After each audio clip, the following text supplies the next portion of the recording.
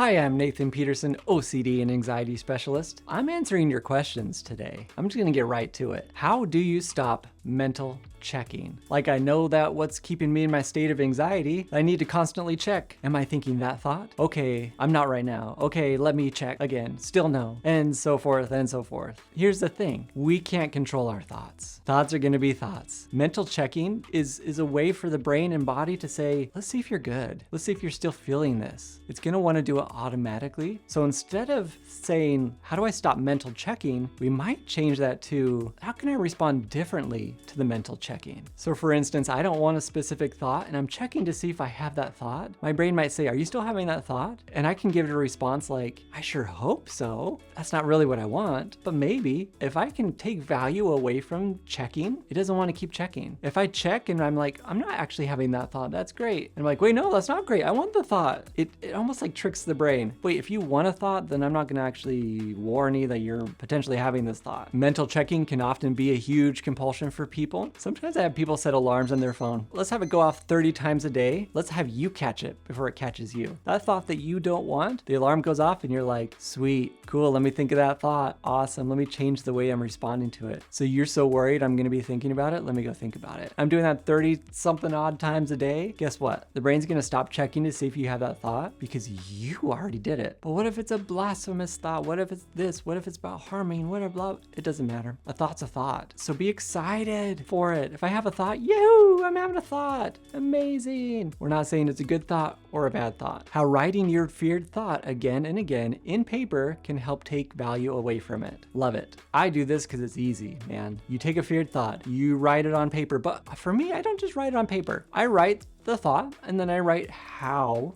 I'm gonna respond to it. Is God disappointed in me? God's disappointed in me. I'm gonna respond to it. Maybe he is, maybe he's not. I'm gonna hurt this person. Maybe I will, maybe I won't. I'm gonna give in to this thought or this fear. Maybe I will, maybe I won't. We're writing the thoughts out, getting it out of your brain, and then we're practicing the response, writing those out too. It can help take value away from it because when it's stuck up there, it just wants to roam around, ruminate, ruminate, ruminate. Let's get it out. It's a way for you to say, let me see it, let me feel it, let me be with it. I'm not gonna do anything to fix it. What can you recommend I tell my brain to help differentiate, that word is so hard for me, between touching whatever and touching something that is contaminated? I normally just wash my hands when I touch anything. It's exhausting since I can't tell what is danger and what is not. Love your videos, by the way. They've helped me understand a lot. Thank you so much. If we sit on the fence and try to figure out what's contaminated and what's not, I mean, that is gonna keep you stuck. We just say, what do you wanna do? I want to use a tissue when I leave the bathroom and open the door. That's actually what I do, a paper towel. But if it's not there, cool too. That's a preference for me. But if I just need to leave that bathroom, I'm just gonna leave that bathroom and touch the door handle. Kind of one of my rules is if you're even questioning, is this contaminated? Is it not? We're gonna touch it, we're gonna do it, we're gonna engage with it and say, maybe it is, maybe it isn't. Because we actually don't have the answer to begin with. We're just guessing. And even if it is, cool. I guess we'll deal with a catastrophe, whatever you think that's gonna be. So if it's even a thought, let's go engage with it. But there's definitely a difference between somebody who's like, hey, I have COVID, can I give you a hug? Nah.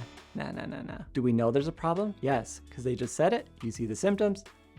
I'm sorry, I'm not engaging with that. But if I have the thought, I wonder if that person has COVID. I don't know. Better not touch it. No, we're touching it. We're doing it. And maybe at some point when this doesn't bother you anymore, we move on. I'm not touching things because I just don't care. For contamination, I have people create different guidelines for themselves. I only wash after I use the bathroom, right before I eat. If I physically see dirt on my hands, what else? Maybe that's about it. Do people who suffer from harm OCD usually have a history of violence, whether it be themselves being violent or a violent childhood? When I see this question, my first thought is reassurance, reassurance, reassurance. But actually, I don't know. Sometimes we just need some knowledge. Here's what I know about OCD. It attacks what you care about, what you value. It waits sometimes for specific things to happen in someone's life. It could be a trauma of some kind, something small. I tripped somebody in 3rd grade and they bashed their face here and they were all bloody and I can't get that out of my head. And now 10 years later, my brain's wondering, you probably wanted to do that. You liked doing that. You liked seeing that. You're probably gonna do it again. You like harming people. And all of a sudden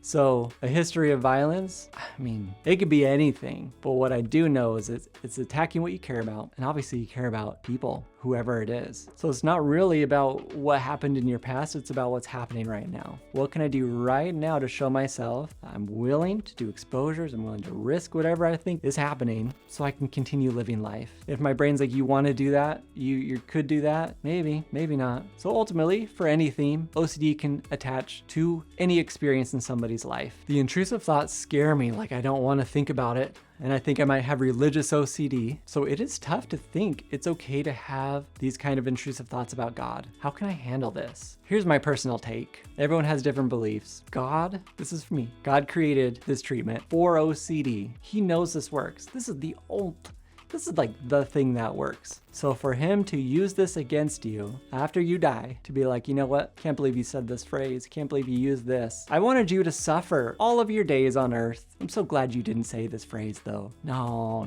I don't think that's how God works. I think we have to trust and have faith. I'm not so sure, but I need to say it so my brain takes away that power. And then I don't say these phrases anymore because they don't matter. And a phrase might be like, I'm having a blasphemous thought about God. Maybe I'm writing that phrase out. It's already there.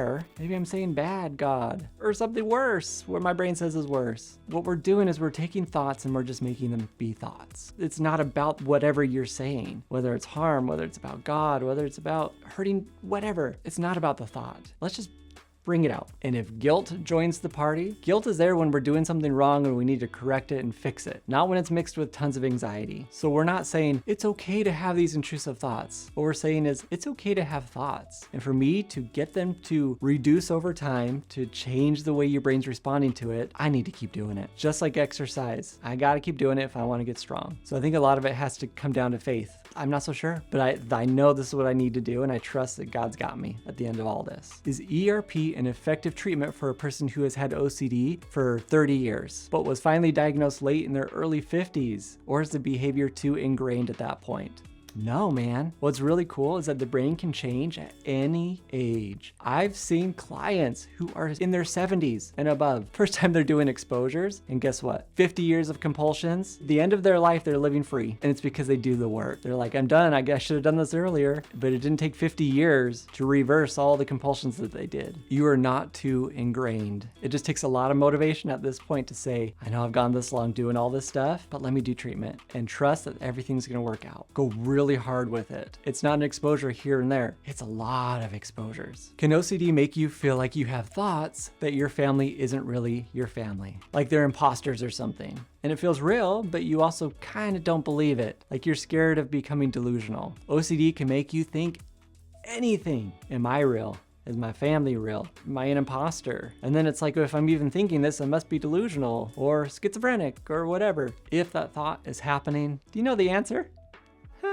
Maybe, maybe not. Maybe my family's not real. Maybe I'm an imposter. Ooh, free living in this house. I don't even have to pay anything. That's super cool. Am I becoming delusional? I guess so. Maybe. Those are kind of those responses. And it's not to take this lightly, but it's to say, if I'm feeling anxious, I don't physically see a problem that I know 100%, I'm willing to risk it. So we take whatever we think the actual fear is, and we're just gonna keep saying maybe, maybe not to it, or we're agreeing with it. Oh yeah, I wanna become delusional. If I'm not already, dang it. Oh, now I think they're real. Oh, I'm not delusional. Oh man, I want it to be. How can we take value away from this? I mostly have pure O. What should I do when intrusive thoughts are way too consistent and hard to ignore? How can I deal with the fear, disgust, and anger they cause? Well, we don't want to ignore them.